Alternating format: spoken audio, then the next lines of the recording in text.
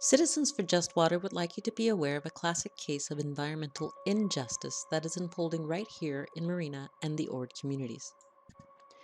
Our story of environmental injustice begins with knowing who Marina and Ord communities are. We are a small city of about 22,000 located just north of the wealthy tourist area of the Monterey Peninsula. We are one of the few remaining undeveloped coastal cities where disadvantaged people live and easily walk to pristine beaches. Here are some key demographics from the July 1st, 2018 U.S. Census population estimates.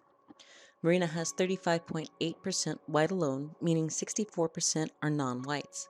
Marina has 14.4% persons in poverty. Marina has a per capita income in the past 12 months of $27,211. Marina and the Ord communities have shouldered an unfair burden of regional projects. Marina has been tasked with one of the highest mandatory requirements in the region to build affordable housing units. The regional landfill, as well as the regional sewage plant, create impacts to air quality for Marina residents. With the CalAm project, we are expected to shoulder even more of the region's burdens and suffer all the environmental risks and harms. Marina will not receive one drop of water from this project. In fact, it is all for a neighboring jurisdiction's sole benefit. Marina and the Ord communities are currently served by the small, effective, publicly elected Marina Coast Water District. For decades, MCWD has been delivering clean water at one of the lowest rates in the region. By contrast, the peninsula receives water from its purveyor, CalAm, a private, for-profit corporation that levies the highest rates of water in the country. After overdrafting the Seaside Basin and overpumping the Carmel River, CalAm is in search for a new water source for the peninsula. CalAm is attempting to reach beyond their own jurisdiction into Marina Coast Water District's service area without invitation. CalAm is stating that their project will pump ocean water, but in fact, they will pump brackish and fresh groundwater from aquifers beneath the land, not beneath the ocean. Our basin, the Salinas Valley Groundwater Basin, has been listed by the State Water Board as one of California's 21 critically overdrafted basins.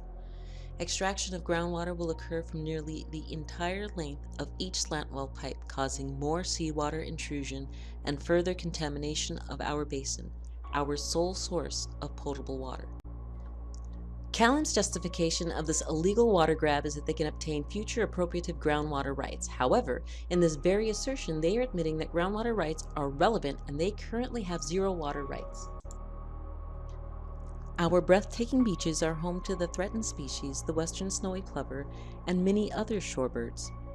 Our love for the western snowy plover is reflected in our downtown banners: Grover the Plover, mascot for Citizens for Sustainable Marina, and ads for new homes in Marina. The western snowy plover was adopted by the city as our official shorebird. The CalAm project will adversely impact more than 30 acres of sensitive habitats. In 2017, the Coastal Commission, State Lands Commission, and the City of Marina passed the historic CMEX Settlement Agreement. This agreement ended the last active sand mining on any U.S. shores.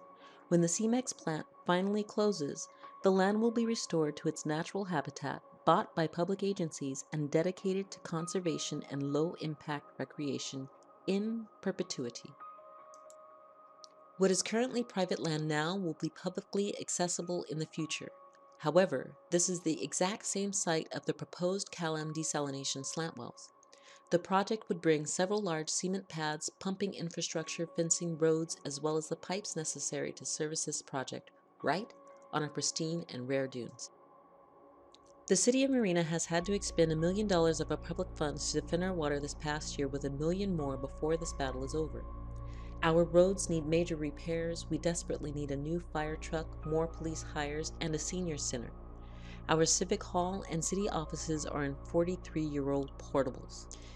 Historically, most disadvantaged communities cannot successfully rally against the operational sophistication of major corporations, nor do they have the funding to support multiple legal challenges and expensive public relations campaigns.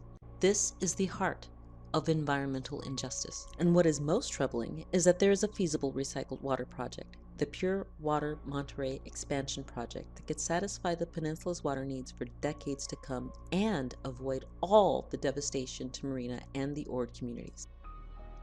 The Coastal Commission's new environmental justice policy gives hope that our voices can be heard. Please give weight and meaning to environmental justice per your new policy.